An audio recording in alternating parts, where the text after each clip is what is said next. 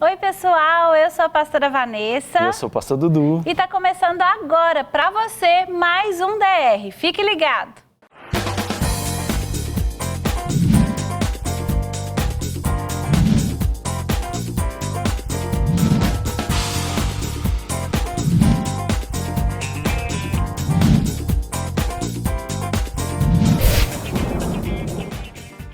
Oi, gente! Nós estamos aqui no DR fazendo uma série dos 7 pecados capitais e o nosso relacionamento, né? O que tem a ver os 7 pecados capitais com o relacionamento, como eles vão influenciando os relacionamentos e também a gente está falando aqui como ficar livres dele, porque ninguém quer pecado nenhum em relacionamento nenhum, né?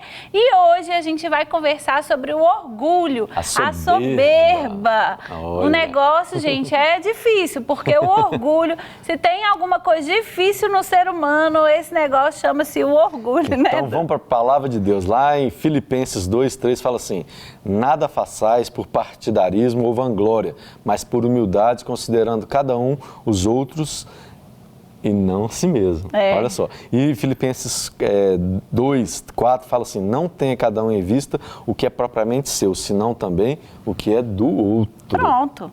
Né? Então, esse versículo aí, a gente já pode até ir embora, dar tchau. Resume o que é o orgulho. A soberba é você pensar sobre você mais do que você devia. É gastar tempo demais com você mesmo. Você priorizar as suas coisas, né, do que as coisas do outro. Né? E o contrário disso é a humildade. A humildade que o Evangelho prega pra gente é você pensar não menos sobre você, mas no limite, pensar exatamente, ponderadamente sobre você mesmo, mas pensar menos em você e mais no outro. Esse é o desafio do cristão. O que é o orgulho? O orgulho, gente, é o contrário do orgulho, a humildade, não é a gente ficar pensando assim, eu sou tão humilde, eu sou tão simples, eu sou tão pequenininho, não, fulano é tão melhor do que eu. Aí, mesmo fazendo assim, você ainda está pensando muito em você.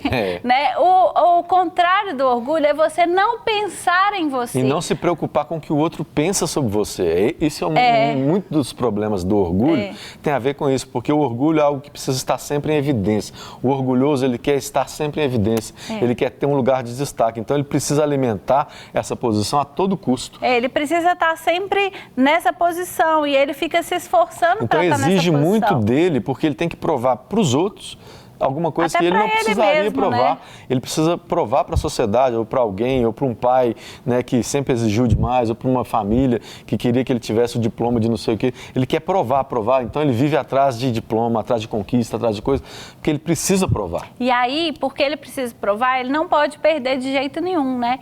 E muitas vezes se torna competitivo e muitas vezes também se dá lugar para a ira, porque ele fica muito irado quando alguém se destaca no lugar dele. E alguma coisa não sai como ele planejou, como ele queria, porque é só do jeito que ele planejou, é só do jeito que ele quer, que é o certo. O resto, né? O resto é resto. Então é muito prejudicial o orgulho. O orgulhoso em um relacionamento sofre porque ele sofre e faz o outro sofrer também. E o orgulho, se a gente parar biblicamente para ver, ele foi a raiz da queda do diabo. Satanás caiu por causa do orgulho, porque ele cogitou na mente dele a possibilidade de ser igual a Deus. Então, o que ele fez a partir disso? Ele tenta corromper e destruir a humanidade, como ele fez com Eva, jogando no coração dela a semente da dúvida. Será que você não pode ser parecido com Deus se você fizer isso? Será?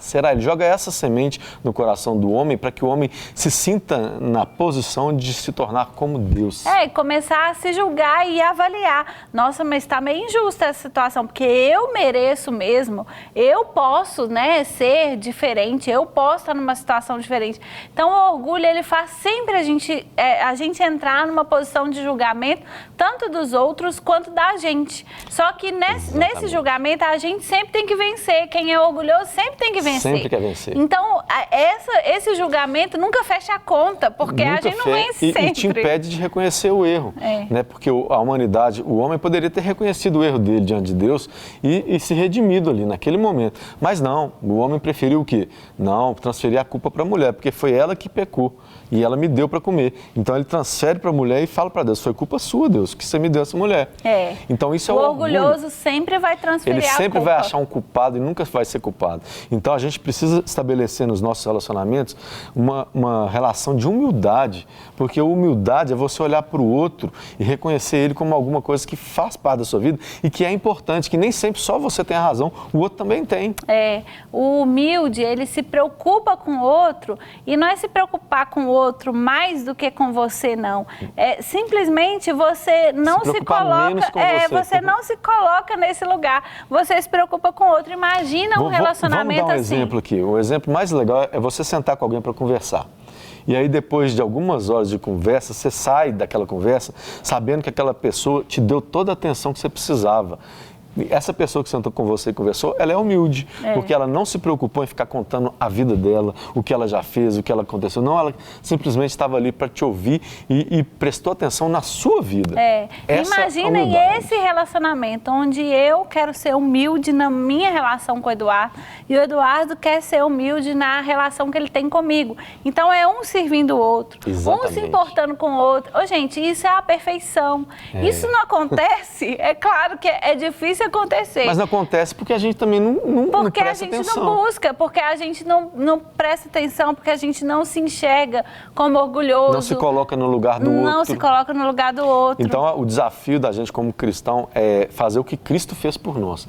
Porque Cristo, esvaziando-se de si mesmo, ele não levou como usurpação ser igual a Deus. Quer dizer, ele não se preocupou com ele. Ele sabia que ele era Deus, mas isso para ele não impediria ele de fazer o que ele tinha que fazer, porque ele tinha que vir como homem. Ele tinha que vir como homem para mostrar para a gente que mesmo sendo Deus, ele abriu mão de ser Deus para a gente ser humilde como ele. Então, é o exemplo maior que ele deixou para a gente. Eu e a Vanessa, a gente precisa aprender todo dia a olhar para o outro e não se colocar como Deus acima da vida do outro. A gente não é Deus na vida do outro. A gente não é Deus na vida de ninguém. A gente não tem sempre a razão, a gente não está sempre por cima de tudo. Pelo contrário, a gente erra, a gente é falho, a gente tropeça, mas a humildade é você saber que você errou, mas que você pode melhorar. Você não é uma pessoa nula, você não se anula. Não é isso que é humildade. Humildade não é se anular, é saber quem você é e ter tanta convicção disso que você pode ajudar o outro. Verdade, verdade. E humildade é você entender que você não é Deus, né? E que o nosso modelo, que é Deus, que era Deus, né? Jesus, quando veio ao mundo, ele era todo homem e todo Deus. E Jesus não se considerou, mesmo sendo Deus. A gente não é Deus, não é nada. Se acha a gente Deus veio do pó e do pó vai voltar para ele. E a gente se acha, né? A gente se acha Deus. Esse orgulho é uma relação muito direta com o poder. Porque você quer saber se uma pessoa é orgulhosa, você coloca uma função para ela.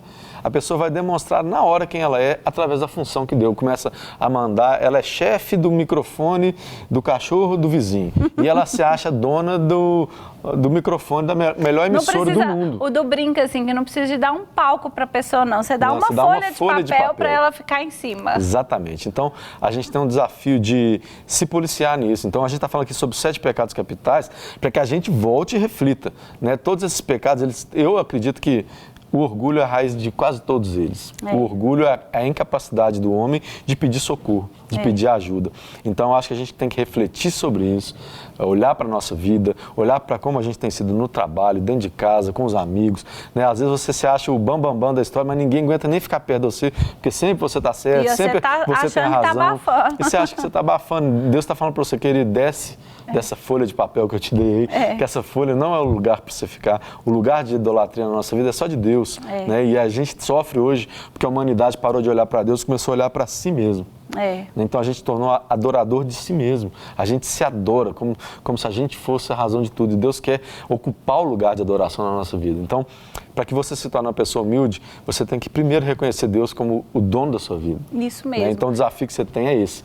Reconhece Deus como dono da sua vida, você vai ver que você não é melhor do que ninguém.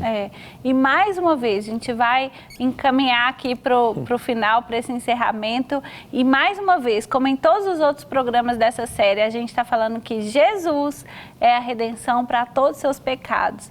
E no orgulho, gente, ele é exemplo em tudo, né? Mas nisso, a gente não tem nem o que pensar ao contrário, né? Jesus, ele é humilde, ele é manso e humilde de coração e a gente tem que aprender com o coração dele. O nosso coração precisa ser parecido com o coração de Jesus.